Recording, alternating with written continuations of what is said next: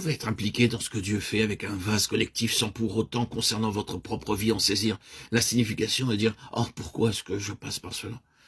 La réponse, c'est que vous êtes une partie d'un plus grand ensemble. Fréquemment, nous constatons que de grandes pressions s'exercent sur nous individuellement. Mais quand nous commençons à confronter certains récits, nous découvrons que d'autres croyants liés spirituellement à nous ont eu les mêmes expériences. C'est la grande loi du corps. Et si un membre souffre, tous les membres souffrent avec lui. 1 Corinthiens 12, 26. Qu'en est-il de tout cela pour nous? C'est quelque chose de collectif, de corporatif. Et bien que nous ne puissions pas tout savoir ni tout suivre du travail qui se fait, Dieu agit d'une manière corporative. Et nous sommes une partie de cela. Nous portons le fardeau de quelque chose de beaucoup plus grand que nous-mêmes.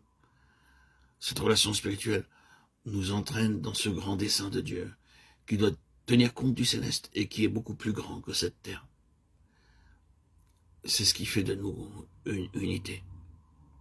Ce n'est pas que nous joignons à une certaine chose, que nous avons notre nom sur un registre d'appartenance à ceci ou à cela, ni que nous nous reconnaissions publiquement comme membres d'une certaine société. Ce n'est pas cela, non, ce n'est pas cela.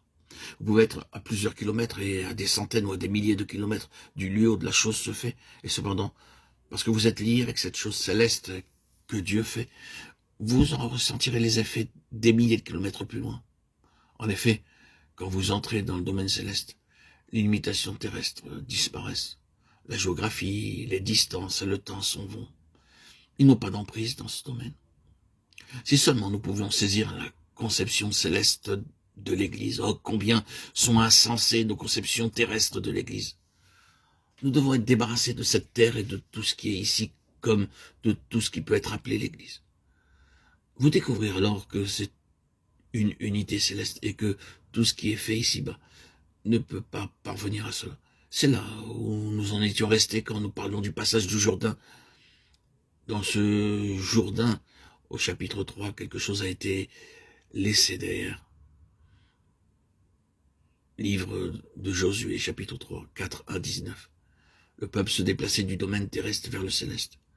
Nous y reviendrons encore, mais cela doit être une réalité spirituelle, une prise de conscience dans laquelle nous entrons. Nous ne pouvons pas toujours expliquer et comprendre pourquoi nous pouvons être dans un temps aussi mauvais, mais l'explication céleste, c'est que nous sommes impliqués dans une chose qui est en relation avec le plus plein dessein de Dieu, et que nous souffrirons ou que nous passerons par cette expérience de manière corporative. C'est merveilleux quand de temps à autre nous rencontrons d'autres croyants avec lesquels nous expérimentons la communion spirituelle, et que nous constatons qu'ils sont passés exactement par la même chose que nous avons vécu. Le Seigneur leur a dit quelque chose et a fait quelque chose avec eux, qui n'est pas ordinaire ni habituel, mais qui est céleste.